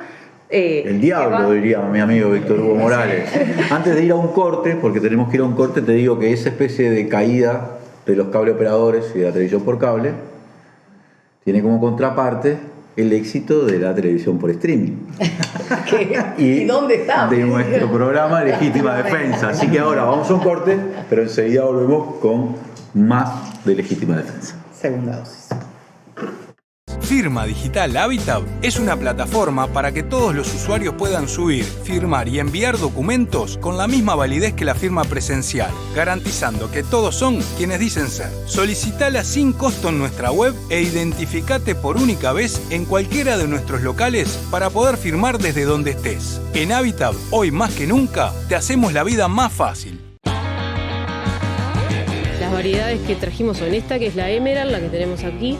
Tenemos una variedad que se llama Legacy, siempre pensando en poder escalonar la producción, ¿no? El tomate tiene que ser con gusto, por eso lo hago en esta época. Es el tomate de estación, porque ese tomate de plástico que sale en julio no tiene sabor a nada. Y acá se trata de sabor. Muy diverso es el uruguayo que vamos a estar mostrando la cantidad de actividades que engloba esa frase, el agro, el agro, el agro, el agro. Volvemos con Legítima Defensa, segunda dosis. Hemos estado analizando bastantes cosas del negocio de Antel. Sí, de una empresa pública que por ahora todavía sigue gozando de un prestigio muy grande, porque eso es algo que no sé cómo se traduce en términos de capital, pero lo cierto es que acá, después que se subastaron las líneas celulares, Antel siguió siendo mayoritaria. Sí. Por decisión de la gente, porque en última instancia es la gente la que va y ahora ya no sé ni por qué decisiones, porque a mí, por ejemplo, me han llamado tantas veces para cambiarme para Claro, que pensa... Claro es la que me ha llamado, porque creo que también la otra empresa está llamando, que he pensado que, bueno, la insistencia es tal, las promociones son tal, que hay gente que ceda, ¿no? A alguien le pasó además esa base de datos, de que tanto hablamos de la base de datos, pero de alguna manera tienen los teléfonos. Pero vamos a meternos también con temas polémicos, porque no es menor este tema. La serie de auditorías asociadas con la construcción del Antel Arena, en donde antes era el cilindro, si bien el proyecto, la obra fue auditada como en tiempo real, lo cierto es que finalmente la auditoría, la última auditoría pedida por el directorio, contratada a una empresa privada, dirigida, sí, creo que corresponde mencionarlo, por un militante del Partido Nacional muy efusivo, además, ¿no? Sí, es muy público. Es muy público. Su adhesión Callafa, creo. al herrerismo es muy pública. Entonces, pero va a la JUTEP y la JUTEP hace un informe. Sí, que básicamente acepta. Sí, bueno, pero tiene un valor jurídico. Sí. Eso el directorio de Antel lo presenta después a la denuncia penal, ¿no? O sea, esto no es menor este tema, ¿verdad? ¿Cómo es posible esto? Que las auditorías, tanto las desarrolladas por PricewaterhouseCoopers, sí, las otras, hay otras, lleguen a conclusiones tan distintas, porque son diferentes las conclusiones en relación con la obra, ¿no? ¿Qué es lo que están mirando? ¿Hay una mirada? Sí, mira, yo estuve analizando la última auditoría, ¿no? Tratando de deslindar todo ¿Qué es esta que tomó la JUTEP? Esta última, sí, la que tomó la JUTEP. Y claramente es sesgada y no tiene objetividad para nada. Y además creo que incurre en graves errores, ¿no? Primero, que suma, por ejemplo, pesos y dólares de diferentes años, los suma todos juntos, ¿tá? Y no sé, yo entré a la Facultad de Economía, me lo enseñaron en segundo año, que $1 de un año no es lo mismo que $1 del otro, y tiene que ajustarse. Entonces, claro, si uno suma en los años plata que no tienen, es como sumar peras con manzana, y eso nos explican de enseguida en la facultad. Entonces, si uno no lo hace bien, el número queda inflado, ¿no? Porque lo comparan, ese número, lo comparan con lo que con un número del 2014. Bueno, no sé, ajustes por todos lados siempre son en un sentido esto. O sea, inflan el número. Después, eso se llama deflactar. O sea, hay que deflactar los números y ponerlo en el mismo momento de tiempo. ¿Vos estás diciendo que el costo de la obra está inflado? Sí, claro. De esta última auditoría, sin duda, sin duda. Pero además, por ejemplo... ¿Pero cuánto está inflado? Si decís un porcentaje, digamos, es muy inflado, mirá, más o menos inflado. En torno a $30 millones. 25 o 30 millones de más. Pero uno de las maneras de inflarlo es no ajustarlo, no deflactarlo, y compararlo con un número del 2014. Entonces, claro, bueno, en el 2021, en dólares, en pesos, en lo que sea, vas a gastar más porque la inflación es parte del capitalismo, ya, o sea, es una cosa inherente al capitalismo. Entonces, no hay deflactación. Después se incluyen cerca de $7 millones que tienen que ver con las paramétricas de ajuste de los contratos. Entonces, yo contrato un día por $1 millón y si la obra dura 3 años, al obrero hay que pagarle y seguirle pagando. Las paramétricas de ajuste no las puedo poner como sobrecosto porque es parte de la obra. Entonces, si ponemos 7 millones nomás de ajuste por paramétrica, o sea, no va en una auditoría eso.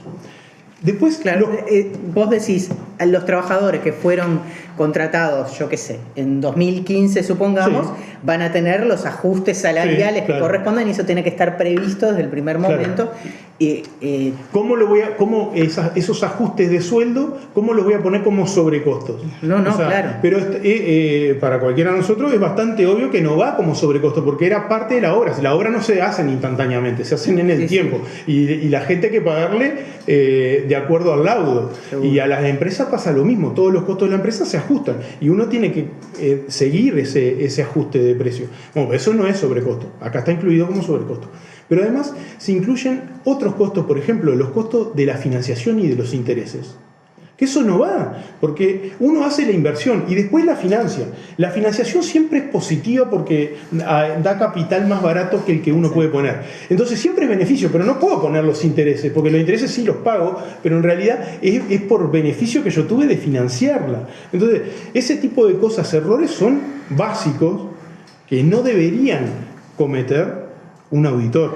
Entonces, ahí nomás tenemos 10 millones de dólares entre intereses y costos posteriores a que finalizó la obra. Estamos poniendo costos de operación y mantenimiento de 3 años. O sea, nosotros le pagamos un gerenciador. Ese gerenciador no es la parte de costo de inversión. Es parte de la operación y mantenimiento. Entonces, claro, si yo te acumulo hasta junio del 2020 y te pongo 2 años y medio de gerenciador, bueno, te estoy inflando el número. No hay otra manera de interpretarlo, ¿no? Florencia, una pregunta con respecto a esto. Yo no sé si lo ha analizado esto SUTEL a fondo, el tema de la construcción del Antel Arena. ¿Por qué hago esta pregunta? Porque en general los trabajadores, que en una empresa pública, son una mirada muy cercana a todo lo que está sucediendo y descubren rápidamente si hay una joda, ¿no? Eso es la impresión que yo tengo. O sea, no deja que se escape 120 millones de los trabajadores sin hacer un comunicado. ¿Ustedes han analizado este tema de las auditorías? ¿Cómo ha sido este proceso? Sí, por justamente las características. O sea, el Antel Arena no se desarrolló sin auditorías, estuvo en la Price, estuvo en el periodo de construcción permanentemente, todo lo que fueron los gastos de inversión se fueron auditando, más además las auditorías internas que tiene Antel. O sea, no hay elementos que puedan... El problema, nosotros, el análisis que hacemos con respecto al Antel Arena tiene 2 cuestiones. Uno, que el problema del Antel Arena es que sea de Antel. Básicamente hay una necesidad de justificar que es terrible inversión, pero en realidad es una terrible inversión para el Estado, porque si no, en realidad tendrían que estar en contra de todos los arenas en el mundo. O sea, es una de las líneas de negocio de todas las empresas. Lo que es inaceptable es que lo haga Antel. El problema es que Antel se consolide como una marca, que Antel sea un destino, porque vos te subís un taxi, vas a ver un espectáculo y decís Antel Arena, es un destino. Tiene la posibilidad, tiene pantalla gigante de producir su propia... propaganda incluso, o sea, se instala como marca. O sea, ese es el problema del Antel Arena. Obviamente que lo traen permanentemente desde el punto de vista económico con este informe vergonzoso, y que la JUTEP todavía entra en el juego ese vergonzoso porque hace un informe del amigo, básicamente es eso, porque las vinculaciones son esas, y no considera bajo ningún concepto todas las auditorías que hay previamente. Nosotros en ese sentido no somos... no tenemos estudios legales, no somos abogados, pero la información ha estado a la vista y el Antel Arena se ve. O sea, la realidad es esa. Tuvo el costo que tuvo, pero es el costo que tiene incluso desde el punto de vista social haber generado en una zona. O sea, volvemos a lo mismo, ¿no? O sea, el problema es cuando los recursos terminan en el pueblo uruguayo, porque le pegamos a la empresa pública justamente por eso, porque la ganancia no termina en la mano o en la piscina privada del dueño de una de las multinacionales. O sea, el problema es que termina en la escuela de Villa Española, termina en el auditorio, termina en la Loma. Exacto. El problema del Antel Arena en última instancia es esa. Y el segundo elemento es, seguimos con el Antel Arena cuando hoy día, si haces... Tanto que les gusta hacer las encuestas y favorecer una cantidad de cosas, yo quiero saber si a la gente hoy día le importa tanto el Antel Arena o mejorar la conectividad, volver a tener la calidad en los servicios que tenía. O sea, es eso. El Antel Arena para los trabajadores de Antel y trabajadoras de Antel termina primero que lo usufructuamos, nos vacunamos ahí, hemos visto espectáculos, hemos estado en la plaza, juntamos firmas, o sea... En realidad eso es el Antel Arena para nosotros y bueno, y después las preocupaciones pasan por otro. Como trabajador de Antel no puedes zafar, estás trabajando todo el día en Antel, salís, Antel Arena. se te ocurre ir a un concierto y tenés que ir a Antel.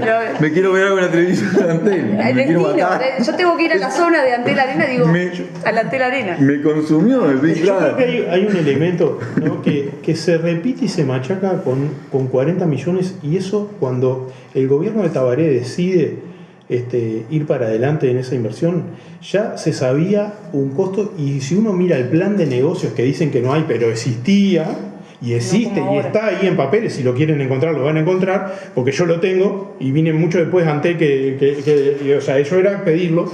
Ese plan de negocios estima la inversión original en cerca de 80 millones de dólares. O sea que estamos hablando, eso es lo que hay papel y lo que está escrito. Lo otro era el proyecto del año 2013, un proyecto cuando se licitó el proyecto de obra. O sea, cuando se decidió hacer el proyecto, ya estábamos en torno a 80 millones de dólares y no estuvimos mucho más arriba.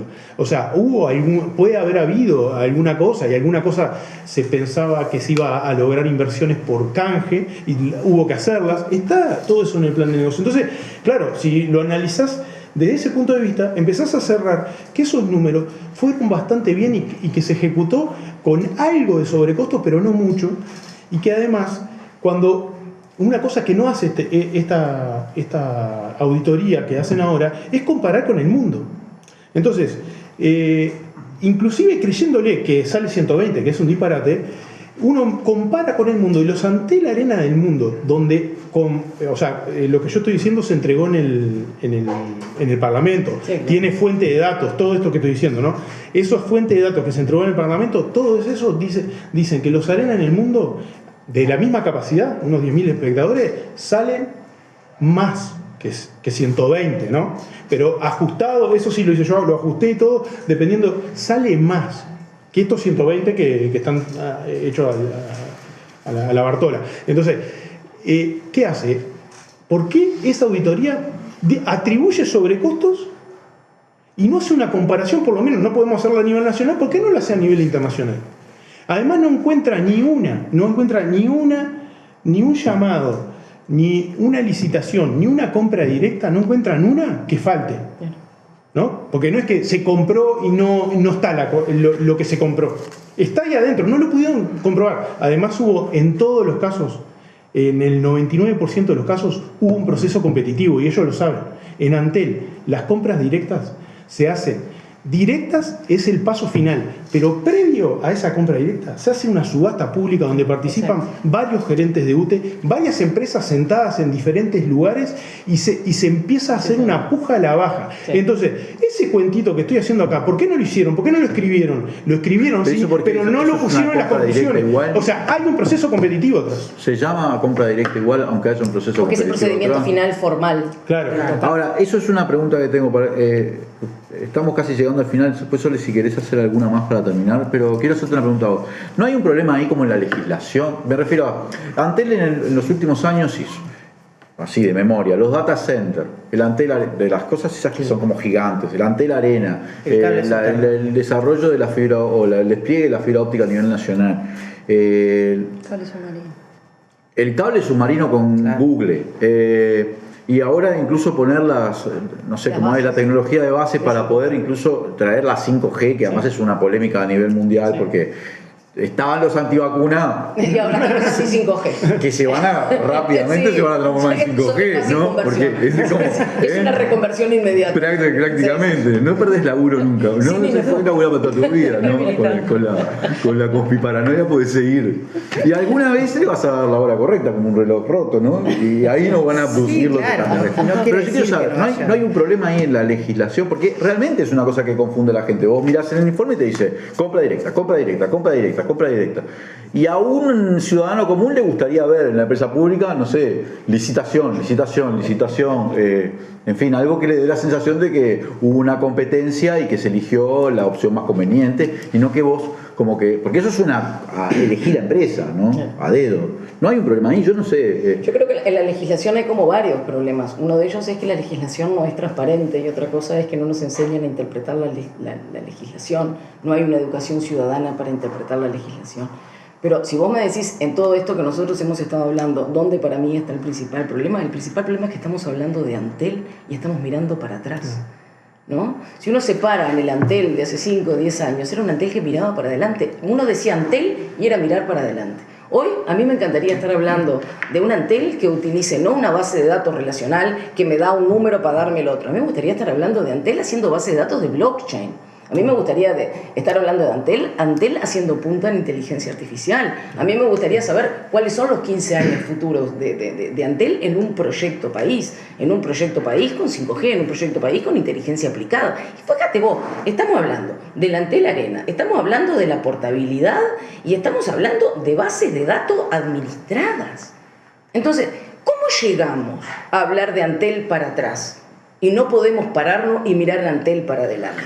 Me parece que ahí hay una clave fundamental donde nos tenemos que parar. Antel es futuro. Pensar en Antel siempre es mirar para adelante. Eso me parece que es un punto. Digamos que si lo concebís como la encargada de brindar telefonía fija, es una empresa que entonces hay que cerrarla. Todas las referencias hoy, todas las referencias de Antel son hacia atrás. cuando Antel era el buque insignia para mirar para adelante. Cuando tuvimos fibra óptica, antes de saber para qué era la fibra óptica. Exactamente. Entonces, está muy, creo que tenemos que dar esa pelea. Antel no es para mirar para atrás, Antel es para mirar para adelante. Lo que pasa ¿Te acordás es que no cuando uno mirar iba para adelante porque no pasaba sabe por qué el frente, no me acuerdo si era el frente de la torre de Antel o qué eso, pero aparecía el número de, no sé, hoy tenemos 1.200.000 celulares. No, pero era medio impactante, ¿no? El que se le ocurrió esa publicidad estuvo fino, porque uno lo miraba y decía, wow, ¿no? Bueno, nos quedamos sin tiempo. Muchas gracias, Daniel La Rosa, muchas gracias, Florencia Leimonier, muchas gracias, Silvia Nane. Gracias a ustedes. Y por supuesto, Muchas gracias, muy feliz de Leandro. estar compartiendo esto. Ella llegó a las humanidades. Yo llegué hasta SQL, esas bases de datos son las que las sabía hacer. Es lo que están haciendo. Esa la sabía programar. Ya la de blockchain, Bueno, esa la podrías administrar vos. Aquí tenés un futuro en la reconversión. Si es necesario un currículum para el día que me quede sin programa, Gourmende, no te olvides de mí. Bueno, vamos a un corte ya, y enseguida volvemos con la entrevista con el senador Mario Vergara, acá en Legítima Defensa, segunda dosis.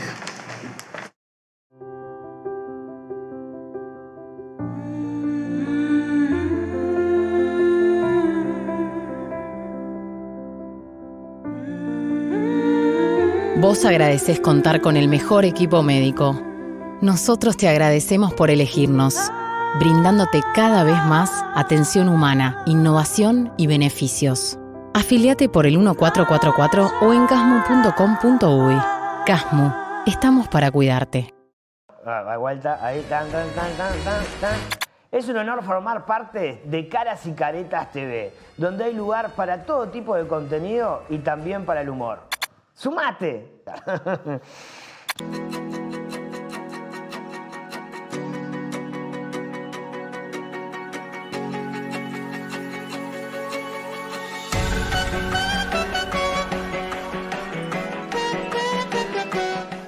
Volvemos con Legítima Defensa, segunda dosis. Gracias a todos y todas los que nos están acompañando.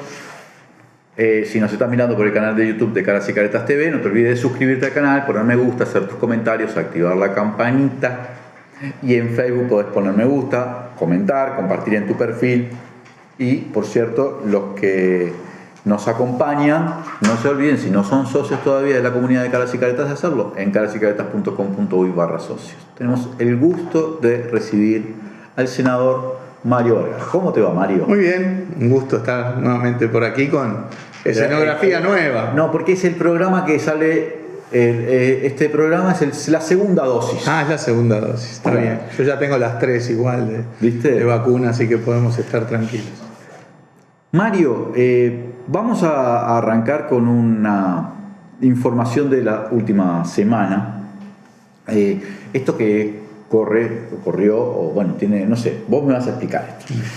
La Unión Europea aparentemente nos ubicó en una lista que no es la lista de los, si bien dice que somos un Estado cooperante, no es la lista de los cumplimos todos los deberes perfectos, no es una lista gris aparentemente o algo por el estilo, con respecto a la posibilidad de que Uruguay sea o tenga algún componente de paraíso fiscal. No sé, vos explícame por qué de esta lista que habíamos salido hace ya unos cuantos años, creo que durante el último gobierno de Tabaré, ¿por qué volvimos a ingresar?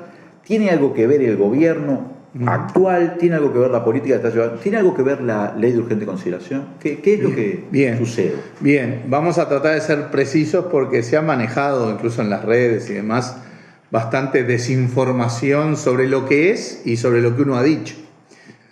Porque la ministra Susana Lorecete tiró un poquito, un palito ahí, ¿no? Porque piensa que dije lo que no dije, debería informarse antes, ¿no? Y la senadora Bianchi también, ¿no? Que me puso nada de serenista. El día que precise credenciales de serenismo, mi primera opción no va a ser la senadora Bianchi, sin duda. Pero a nivel internacional, la vara con la cual se exige, digamos, la transparencia tributaria y la cooperación de información tributaria a nivel internacional cada día es más alta.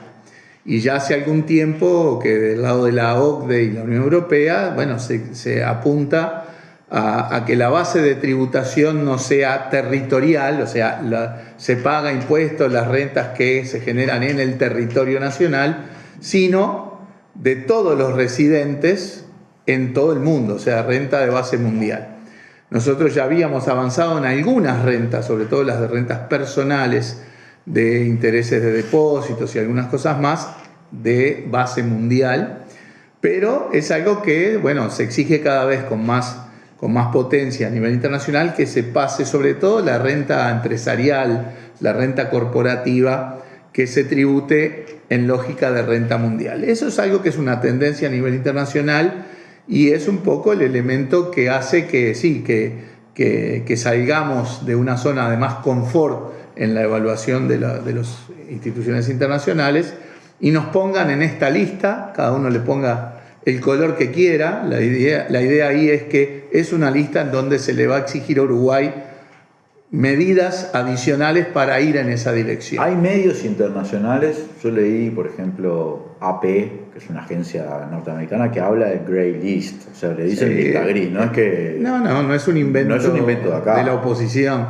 No, a ver, formalmente nadie dice lista negra, lista gris, lista blanca, es una forma de transmitirlo para facilitar la ubicación de los países. Pero lo que sí quiero dejar en claro es que nosotros no decimos que lo que dice la LUC generó esta nueva posición de Uruguay en la Unión Europea, ni el proyecto de cambios en la residencia fiscal, que fueron vacaciones fiscales y beneficios excesivos para atraer residentes de otros países.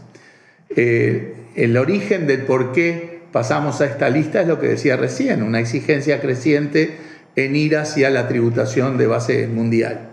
Pero lo que sí decimos es que el proyecto de cambios en la residencia fiscal que discutimos hace un año y lo advertimos hace un año, va exactamente en la dirección opuesta de lo que se nos está reclamando, y que los mensajes que se dieron en la discusión de la LUC y los artículos que salieron de la LUC también van en sentido contrario a tener más información, a tener un mayor control de la evasión tributaria, etc.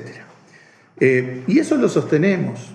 No estamos diciendo que esa es la causante de que nos hayan puesto en la lista, pero que los mensajes que se dieron en la LUC, donde se relajan el control para la prevención del lavado, en donde se permiten transacciones por más de $100.000 en efectivo, en donde se deja de obligar al pago de remuneraciones, salarios por medios electrónicos, va en contra del control de la evasión, más bien facilitan evasión. Y los cambios en la residencia fiscal, que además fue presentado como una forma de atraer no residentes, sobre todo argentinos, con muy poca exigencia. Bueno, ambas cosas van en el sentido contrario de hacia dónde tiene que ir el país. Sin ser experto, ni mucho menos en las cuestiones de economía, tributaria, ese tipo de cosas, me parecía que a mí no me sorprendió nada, pero claro, te digo por qué. Si yo veo que los cambios esos en la LUC, que después la propia Secretaría Antilavado, con el nombre ese que tiene, Secrelaf, no me acuerdo. Senaclaf, dice, che, cayeron mucho el reporte de operaciones sospechosas, esto es un desastre, pero lo dicen ellos mismos, ¿no? O el presidente haciendo un raíz de medios en Argentina, diciendo, vénganse a vivir al Uruguay, que obviamente a los argentinos los debería recontracalentar, por lo menos el gobierno argentino. Para mí era como esperable que en algún momento alguien dijera, bueno, Uruguay está tratando de captar plata de una manera no muy santa, ¿no? No sé. Como lógica general está bien que uno procure que vengan inversiones, que vengan residentes. El asunto es qué se le ofrece para eso. Y la discusión que tuvimos cuando se dio la ley de los cambios en la residencia fiscal hace un poquito más de un año, era que justamente los beneficios que se le daba, que se ofrecían para eso, eran excesivos y que evidentemente no iban a ser bien vistos, ni que hablar desde Argentina. Yo recuerdo una reacción del propio presidente argentino en esa materia, ni iban a ser vistos con los mejores ojos desde los organismos como la OCDE o la Unión Europea. Lo dijimos hace un año y pico y bueno, Lamentablemente hoy estamos en esa situación, reitero, el estar en esa lista no se debe directamente a eso, pero lo que está claro es que esa ley y los cambios en la LUC van en el sentido contrario de hacia donde exige el mundo que vayamos, que es a una mayor transparencia, a un mayor control de los flujos financieros y a una tributación en base a la renta mundial. Mario, se votó ya en comisión, Hacienda integrada con presupuesto del Senado, el proyecto de rendición de cuentas. Va a comenzarse esta semana a votarse en el plenario de la Cámara de Senadores. Más o menos tengo una idea de la apreciación general que tenés sobre la LUC, pero quiero saber sobre la rendición. Sobre la rendición, pero quiero saber, por ejemplo, esta especie de acuerdo que llegó el oficialismo con respecto al tema de colonización y asentamiento, ¿qué significa? Significa que aunque no lo digan van a poner más dinero, o sea, hay un aumento de gasto, solo que generan una figura de fideicomiso para que ese gasto no se vea mucho, no se registre en la deuda. Y de hecho es un poco lo que dijimos en la discusión en la comisión. ¿Para qué meter? Si se va a poner dinero para esto, que estamos todos de acuerdo, el Frente Amplio propuso una alternativa que es tomar 20 millones de dólares de una partida que es de más de 400 millones, que es la que se utiliza para estar reforzando durante el año los rubros presupuestales de todos los incisos, bueno, asignar 20 millones de esos para la política de asentamiento de manera directa y transparente. Bueno, no, acá lo que se busca es hacerlo por vía de un fideicomiso financiero que tiene esa característica de que no se llega a registrar en el gasto ni en la deuda, aunque la deuda se asume, y que eso es lo que hace que se meta en el medio el tema colonización. ¿Pero va a terminar afectando a colonización esto? Bueno, nosotros entendemos que sí, pero la última alternativa, hay un compromiso o algo que está escrito que el Poder Ejecutivo le transferiría a colonización montos similares. El problema es que dice... Dormía destapado porque era un impuesto que iba directo. Exacto. Y ahora depende de que el Poder Ejecutivo... Ahora depende de que el Poder Ejecutivo se lo dé. En última instancia puede ser que me lo dé algo. Genera una enorme incertidumbre, no da ninguna garantía porque dice hasta tanto monto. Y el hasta depende de lo que le quiera dar. Claro, es decir, no dice el Poder Ejecutivo le va a asignar 15 millones de dólares, dice hasta 15 millones de dólares. Y es menos, ¿no? De lo que recibieron 20 por los impuestos, ¿no? Lo que pasa es que hay 5 millones y pico más que surgen del propio resultado operativo de colonización. O sea, el monto para ejecutar, si se transfirieran efectivamente esos 15 millones, no sería muy distinto del anterior.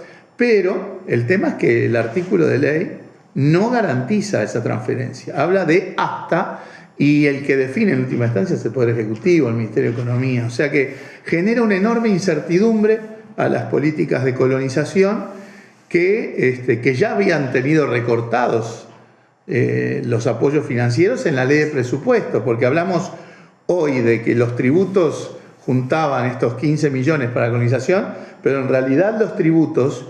los dos tributos que estaban afectados a colonización recaudaban más.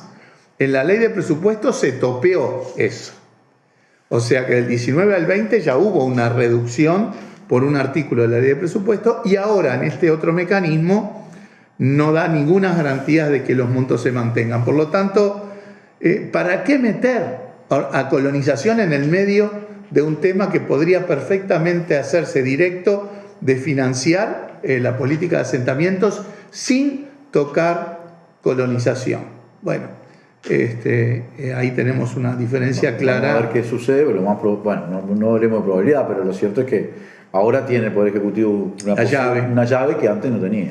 Sin duda, en el marco de una rendición de cuentas que vemos negativa, consolida un enfoque de recorte de gasto, consolida un ajuste en momentos donde más se necesita Estado, recorte de Estado, cuando todavía tenemos y vamos a tener por un buen rato las secuelas económicas y sociales de lo que fue la pandemia y de la falta de una reacción adecuada del gobierno del año pasado a esta pandemia. El gobierno festeja ahorros por 600 millones de dólares cuando se perdieron miles de puestos de trabajo, cerraron un montón de micro, pequeñas empresas, comercios y decenas de miles, 100.000 compatriotas que cayeron bajo la línea de pobreza. Ellos, muchos niños, todos los exacto. Por lo tanto, no se puede festejar esos ahorros. Y ahí se nos dice, bueno, pero ¿de dónde sacaríamos el dinero, etcétera? Bueno, primero que en el mundo todos los países con sus reglas fiscales le dieron vacaciones a las reglas fiscales en el medio de la pandemia. El Uruguay no solamente no hizo eso, sino que ajustó, recortó más. Incluso se podían haber gastado, volcado a la sociedad para ayudar, para que la gente no cayera en la pobreza o no cerraran empresas o no se perdieran puestos de trabajo, si hubieran podido volcar 140 millones de dólares más sin violentar las propias metas del gobierno. O sea, ya no hablamos de que el gobierno gaste más de lo que quería gastar. El gobierno fijó ciertas metas estimativas en esa falsa regla fiscal que puso y sobrecumplió su propia meta. Podía haber ayudado a la gente que más necesitaba en 140 millones de dólares más sin dejar de cumplir sus propias metas. El fundamentalismo llevado al extremo. Mario, quiero meterme en una cuestión de la política. Si querés, la política, porque esto es política también, pero la política interna del Frente Amplio o hacia el futuro de las concepciones que vos tenés, que tiene la Fuerza Renovadora. Se crea, fue el Congreso del Frente, claramente están las 3 candidaturas, hay un documento de balance aprobado, hubo un buen clima, hay un compromiso además, creo que de todo el mundo, de dar la pelea por el referéndum de la ley de urgente consideración. Y pocos días después, esta semana pasada, el martes, se presenta un espacio político, un sereñismo, llamémosle, ¿no? Que, bueno, nos recuerda a todos lo que fue en su momento el Frente Liber Sereni, hasta por su propia composición tiene varios, pero es un nuevo espacio. Así es. Un nuevo espacio político. Bueno, caracterizámelo. Charlemos de eso. Hablemos de eso. Ahí está. ¿A dónde vamos? En primer lugar, haces bien en enmarcarlo en lo que es el proceso interno del Frente Amplio. Que en el Congreso tuvimos un buen debate que de alguna manera da ciertos cierres a un proceso que solo el Frente Amplio puede hacer, que es un proceso de balance y autocrítica de los 15 años de gobierno, de los 15 años de la fuerza política, del por qué ganamos 3 elecciones seguidas y perdimos la última. Y creo que toda esa lógica de autocrítica fue muy saludable y nos ayuda a tomar lecciones de cosas que tenemos que hacer y las que no. Y en buena medida corregir aspectos, corregir el vínculo del Frente Amplio como fuerza política con el conjunto de la sociedad, corregir la visión que tenemos sobre el interior, los interiores, el vínculo con los jóvenes. O sea, hay muchas lecciones de accionar político que creo que hemos ido colectivizando. La necesidad de trabajar con mucho menos perfilismos sectoriales en las internas del Frente, trabajar de verdad con una fraternidad que sea mucho más unitaria. Yo creo que hemos avanzado mucho en eso. Y un derechazo como este ayuda también, ¿no? Seguro, sí, claro.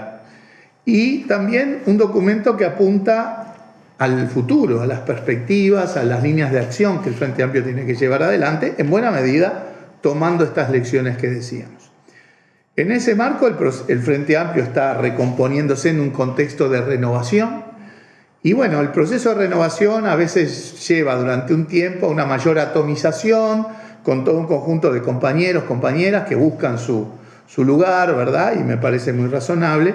Pero pasado el ciclo electoral, bueno, hay que volver a consolidar espacios porque hay que claramente simplificar la lógica interna del Frente Amplio porque no hay 60 visiones distintas de las cosas.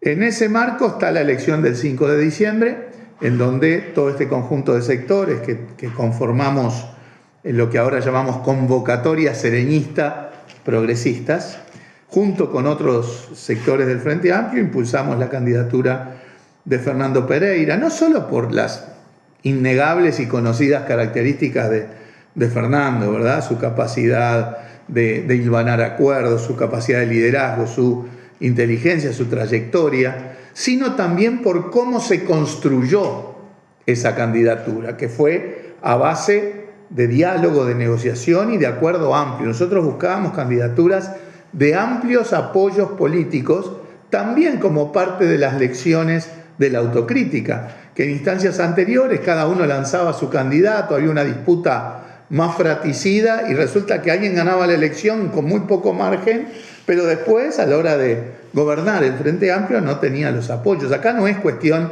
de ganar la elección, es cuestión de poder liderar una conducción política colectiva de amplios apoyos de los sectores y las bases frente amplistas para los próximos años, y estamos convencidos que hasta por cómo fue construida la candidatura de Fernando Pereira, él nos da esas garantías.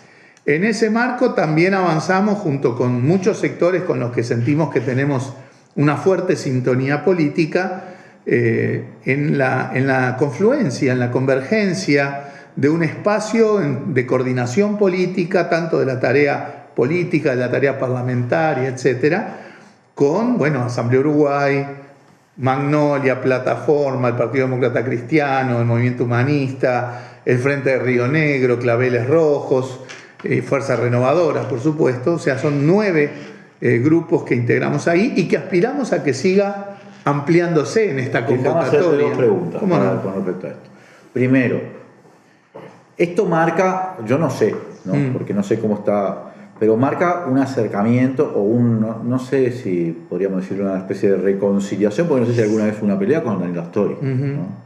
Porque está claro que este espacio es el espacio que llamamos hasta hace poco el astorismo, ¿no? Y la figura de Danilo sigue estando ahí, ¿no? Por supuesto, por supuesto. No puede pasar de alto, ¿no? Por alto. Danilo es una figura central del Frente Amplio de las últimas décadas y tiene que seguir estando en un sitial sin duda relevante. Pero esto marca una recuperación de una cierta relación. Yo diría que sí. Yo diría que sí. No hubo nunca una pelea con Danilo, pero evidentemente tomamos opciones, sobre todo en el área electoral, que fueron diferentes. Siempre tuvimos mucha sintonía en cuanto a cómo vemos el mundo. Fueron bastante cercanos. Clarísimamente, siempre tuvimos posiciones iguales prácticamente en los principales problemas y en cómo vemos el mundo, cómo vemos el Uruguay, en cómo vemos el Frente Amplio, en las formas de acción política.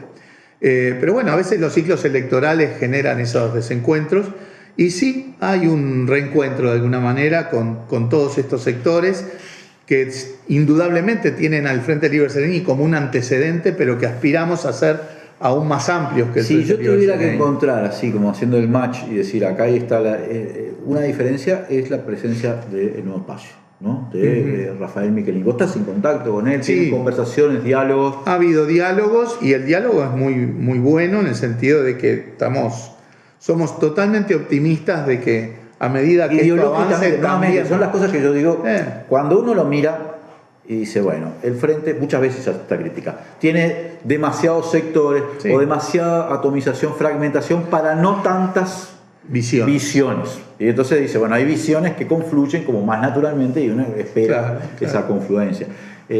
Por eso te preguntaba este caso. Está perfecto. Mira, yo te diría que el diálogo con el Nuevo Espacio es fluido y somos optimistas de que es un proceso de confluencia que en el futuro se va a dar. Quizás el hecho de que tengamos las elecciones del 5 de diciembre, las elecciones internas, de repente ahí tenemos visiones tácticas que hacen que todavía esta confluencia no se haya dado, pero somos optimistas porque la sintonía política está y todos sabemos que trabajar coordinadamente siempre nos va a dar mejores resultados. ¿Por qué me dirías vos que, porque un tema, o el tema que afloró después de la derrota electoral de noviembre de 2019 fue el de la autocrítica, ¿no? Eso estuvo por todos lados. Y uno podía esperar quizá que fuera donde se registraran los debates, las polémicas más encendidas, porque hay diferentes visiones en el Frente Amplio de cuáles fueron los errores o cuáles fueron las situaciones que generaron ese desenlace, que van desde cuestiones totalmente, no diría episódicas, pero desde la selección del candidato a cosas mucho más profundas vinculadas con la gestión o con la relación de la fuerza política con la sociedad. Exacto. Todas estas cosas han admitido diferentes visiones. Pero sin embargo no fue una cosa que se saldó con tanta dificultad en el Congreso. En el Congreso se aprueba un documento entre otras cosas porque hay autocrítica en acción. Acá la idea... ¿Vos coincidís con Fernando Pereira que, por ejemplo, la recolección de firmas fue en los hechos una forma de autocrítica? Yo lo que creo es que hay muchas cosas que están sucediendo hoy que ya es incorporar la autocrítica. La recolección de firmas ayudó mucho al vínculo con la sociedad, sin duda, como otros factores. Pero también creo que hemos internalizado mucho más que si hay un documento sobre la mesa, la clave no es encontrar la frase que nos permita el perfilismo sectorial menor, sino tener la visión, los aspectos en común de la visión de la autocrítica. Por supuesto que si cada uno de nosotros agarra el documento, le podría hacer cambios acá, profundizar tal cosa y capaz que soslayar más otra. Pero bueno, la gracia estaba justamente en hacer un documento de síntesis, de autocrítica lo suficientemente profunda y que después se vea en el accionar político. Y ya te puse 2 o 3 ejemplos que para mí son autocrítica en acción. El cómo generar las candidaturas a la presidencia del Frente Amplio, en cómo empezamos a diluir un poco los perfilismos y trabajar con mucha más fraternidad. El tema firmas y ahora referéndum que nos permite un diálogo más abierto con toda la sociedad, o la decisión de las bancadas frente amplistas de ir a reuniones con todas las fuerzas vivas, trabajadores, empresarios, cooperativas, fuerzas sociales. O sea, ya hay autocrítica en acción. Y hay mucho para avanzar en eso. El espacio de convocatoria serenista apunta a contribuir a mejorar el Frente Amplio en esos términos, a fortalecerse como espacio, a la vez que se tienen que fortalecer todas las sensibilidades que tiene el Frente Amplio, porque el Frente Amplio se va a fortalecer no porque unos grupos pesquen en la pecera y se coman gente de unos a otros, eso a la larga no sirve para nada, es cómo fortalecemos este espacio en el diálogo con la sociedad, cómo las otras sensibilidades del Frente Amplio también deben fortalecerse. Hubo conjeturas, pronósticos, no sé, llamarle hipótesis, algunas claramente no se cumplieron, de que decían, la derrota de la izquierda lo va a llevar a la fractura. Eso no pasó. Ni de cerca. ¿Vos dirías que está más unida la izquierda en este momento? Sí. ¿Sí? Sí. Por el proceso interno que tiene un clima distinto, como te decía hoy, de menor importancia del perfilismo sectorial que nos hizo mucho daño. Entre otras cosas porque creo que había compañeros y compañeras que tenían la idea de que íbamos a gobernar el resto de la vida, ¿no? Entonces, si estaba resuelto el tema del gobierno, nos peleábamos en la fuerza política y bueno, y eso claramente fue nocivo. Y además creo, por supuesto, que lo que fue la recolección de firmas y el haber entregado 800.000 firmas y generó un cambio del escenario político que también fortalece y ayuda a solidificar la unidad en el Frente Amplio. Ese vaticinio fracasó por completo. Sobre eso quiero hacerte la última pregunta. El escenario político que genera las 800.000 firmas, bueno, también sobre esto hay hipótesis, pero yo el otro día, tratando de escribir, decía, bueno, estaba haciendo un artículo, ¿no?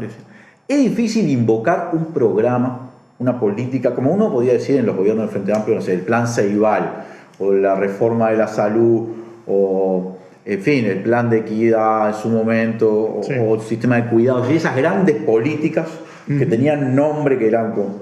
Es difícil encontrar hoy un programa de ese tipo. ¿De este gobierno? Creo que no hay... Este gobierno no tiene agenda. No tiene. O sea, tenemos toda la ley de presupuesto. Lo que le llaman reformas estructurales de la ley de presupuesto son todas cosas menores, ¿no? La regla fiscal vista como reforma, la verdad que me parece una exageración. O la desmonopolización de los combustibles, que sería una reforma, pero que no... Pero te quiero hacer una pregunta en torno a esto, porque las que dicen seguridad social, o incluso el cumplimiento de esto que se habían planteado ellos de cada 30 días revisar los combustibles de acuerdo al precio internacional, ahora entraron como en postergación todas para después del referéndum, ¿no? Eso plantea un escenario.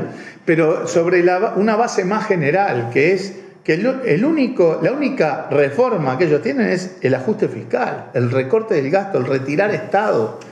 Pero no hay una agenda de crecimiento, no hay una agenda de desarrollo.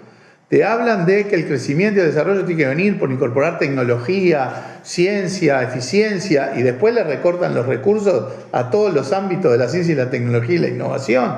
O sea, la visión de este gobierno es la del achique del Estado, la del recorte de las políticas públicas, la del recorte del gasto en sí mismo como una preocupación estrictamente financiera, al punto tal de que festejan esos ahorros, pero no hay una agenda de crecimiento, no hay una agenda de desarrollo en este gobierno. Es más, discutimos ahora 300 y pico de artículos de la rendición de cuentas. No hay una reforma estructural en todo esto. Como prácticamente no había en la ley de presupuesto de, no sé, 600 artículos. O sea, no hay una visión de hacia dónde ir y cómo generar reformas estructurales hacia un objetivo. Lo único que el gobierno tiene como objetivo es el ajuste financiero del Estado y el recorte de muchas de las políticas, porque no estamos interpretando, lo han dicho ellos en sus propias palabras, de que el Estado es una carga, un lastre para el sector privado, para los maya oro. Ese es su enfoque y por lo tanto... ese título que vos siempre me das, ¿no? A ver. El único objetivo del gobierno es el ajuste. Sin duda, sin duda. Y no tienen agenda y además para un Uruguay del futuro. Y además no tienen agenda. Muchas gracias, Mario, por habernos acompañado. Ha sido un gusto. Gracias a todos y todas los que nos están mirando. Vamos a un corte y enseguida volvemos con más Legítima Defensa, segunda dosis.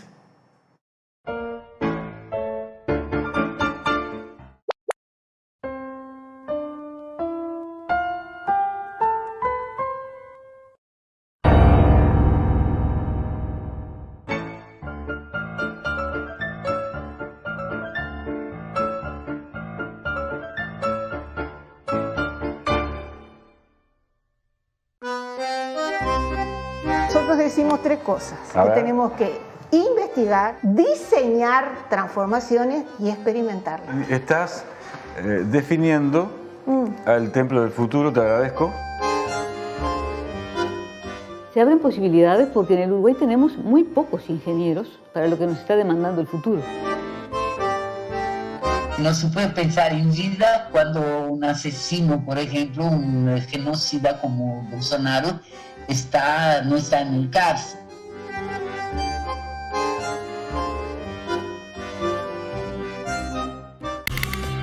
Necesitamos una comunicación en sintonía con tu sensibilidad, una comunicación alternativa a la que ofrecen los medios dominantes. Otras miradas, otras voces, otras personas, otras ideas. Todos tienen derecho a tener su voz. Para sostener una comunicación alternativa necesitamos que nos apoyes. Hacete socio de la comunidad de Caras y Caretas en carasycaretas.com.uy/socios. Haciéndote socio, estás ayudándonos a comunicar, estás ayudándonos a romper el blindaje.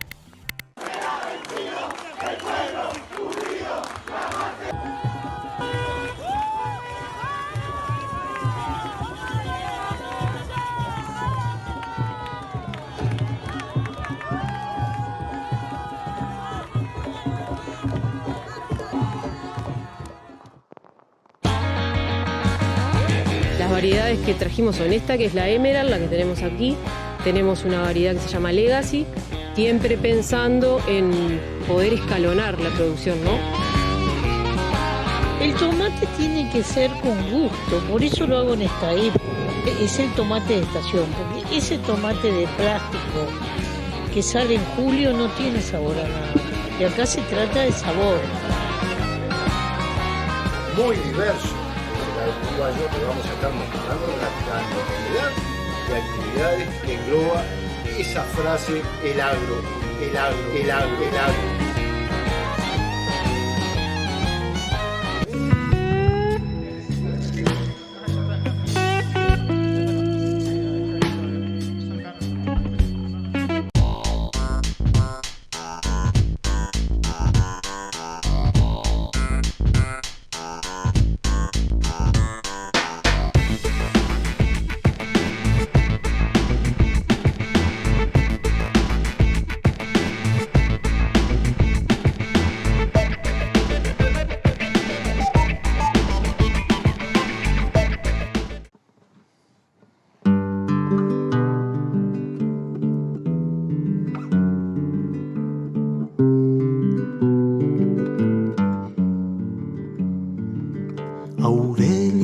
González vio a Ramón Pérez dejando su flor para Liber. Fernando Arigón vio a Guillermo Chiflet dejando su brazo quieto. Y yo vi que vos cruzabas de tu sueño a mi canción, en la gracia de tu paso, tu salteño corazón. Y la gente va diciendo quién te ha visto y quién te vio entre miles de miradas.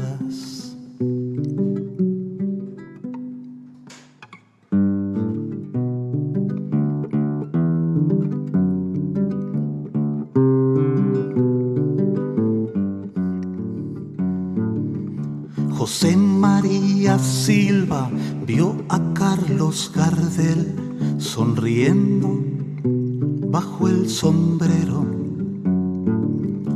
Américo Pepe Pla vio a un pueblo crecer como un río. Y la gente va diciendo quién te ha visto y quién te vio entre miles de miradas, cuál te toca el corazón. Y yo vi que vos cruzabas de tu sueño a mi canción el valor de una mirada.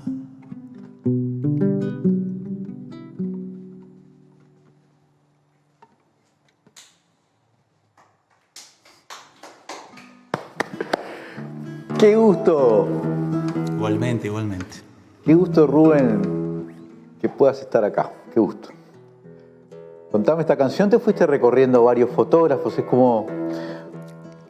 Estaba pensando, mientras la escuchaba, me acordaba de la foto, esa foto de Ramón Pérez, la que tiene silencio, ha muerto un estudiante ahí Claro, enfrente de la... esa maravilla que Aurelio González captó a Ramón Pérez, que después sería uno de los mártires estudiantiles. 5 años después sería el primer muerto, ¿no? En dictadura, el 6 de julio.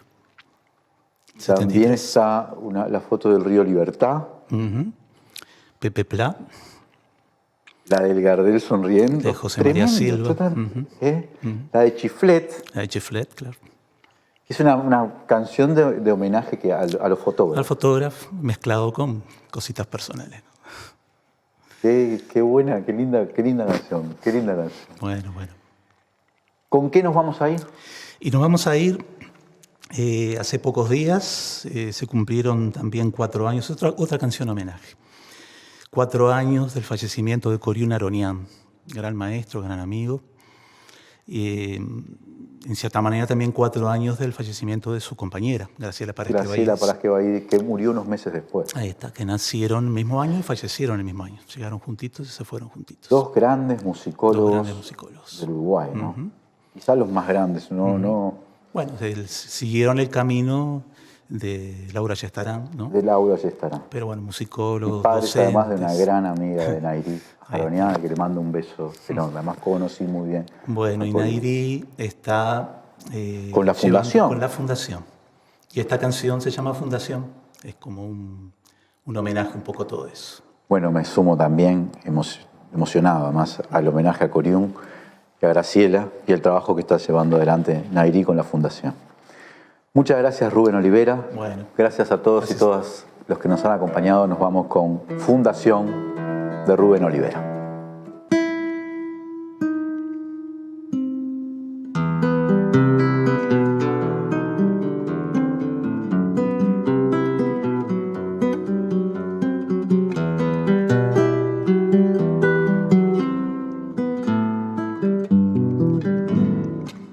Hay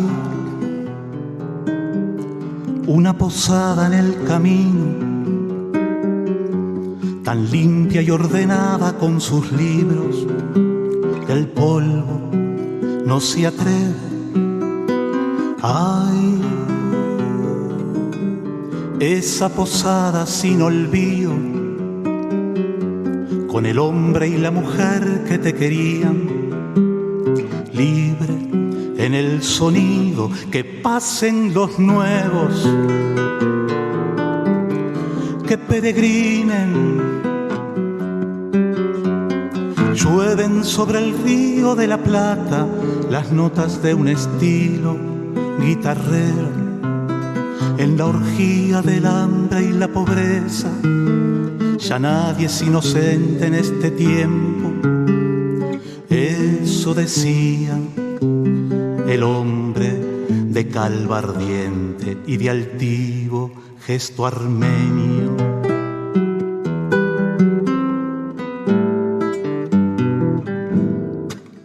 Hoy, esa posada tan amiga que estuvo a la altura de sus días, aún espera a los viajeros. Hoy vendrán los nuevos compañeros, los que mantienen vivos sus desvelos. Los ve en el sendero, que pasen los nuevos, que peregrinen. Están perdiendo letras los anuncios y ya nada tiene sentido. No bastan los suspiros y las lágrimas para entrarle a este mundo tan torcido. Eso decía la mujer de pelo blanco y de bellos ojos griegos.